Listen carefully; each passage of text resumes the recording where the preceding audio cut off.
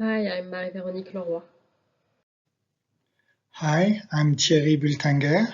We are representative of the French National Aggregator in the French Ministry of Culture, and we are involved in the DeBias project. The French Ministry of Culture has defined a national strategy for aggregation of cultural contents.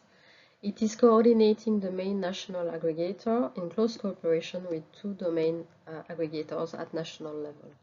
So Gallica, the aggregator for content from libraries, which is operated by the Bibliothèque Nationale de France, and France Archives, the aggregator for content from archives, which is operated by the Service Interministériel des Archives de France. In this context, the Ministry of Culture gathers together once a year its network of cultural heritage institutions and intermediary aggregators.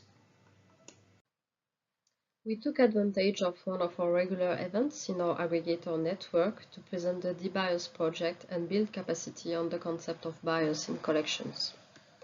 It took place in Rennes, Brittany, on the 14th of June 2024. We were hosted by the Regional Council of Brittany and invited by the association Bretagne Culture et Diversité, who is operating Britannia, one of our regional aggregators dedicated to Brittany's culture for its 10th anniversary.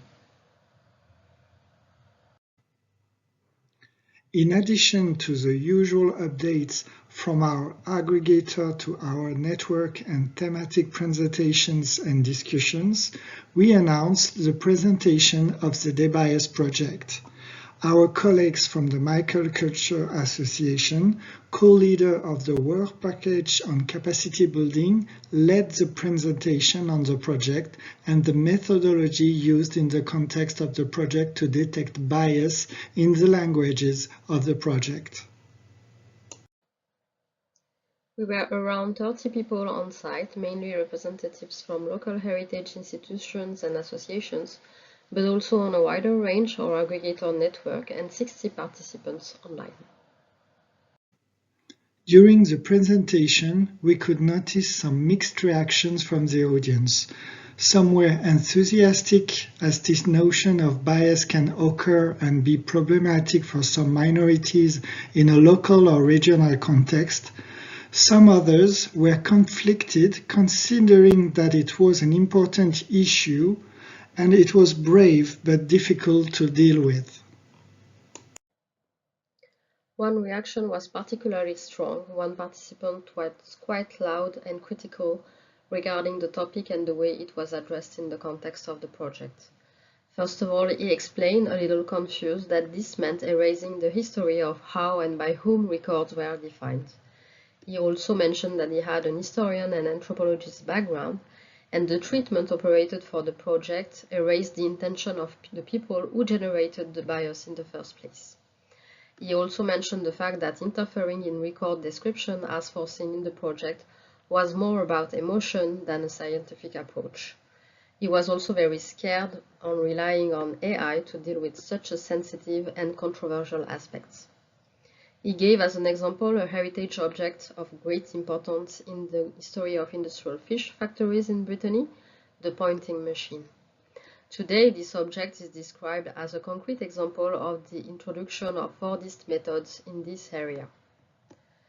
He reminds us that every description of an item is the consequence of a writer, an era, a vision, a scientific angle. The idea of historicizing versions of the records to preserve the way that writers describe it originally is therefore a very relevant idea. Another reaction was stating that through all the steps to get data published to Europeana, data was processed and reprocessed to the point it gets very poor and minimal without any bias in the end.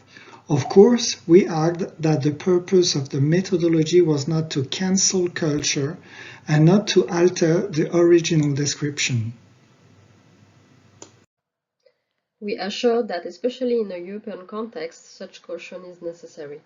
With various sensibilities from various European countries, such an approach guarantees more diversity and inclusivity in the content shared to Europeana and the European Common Data Space for Cultural Heritage. In the end, we realized that we should have been more careful on how we introduce the use of AI in such context. AI is still something scary for many people. AI was considered as a way to dehumanize the record description. Another aspect is that the very short and operational process for the project was received with caution, as the topic would require more scientific input. However, working with communities and the contextualization seemed to be very well received by all the participants. The topic was considered as important and useful for the majority of participants, and they were keen on receiving updates from the project and getting involved in the elaboration of the vocabulary. Thanks for watching. Please reach out for further information.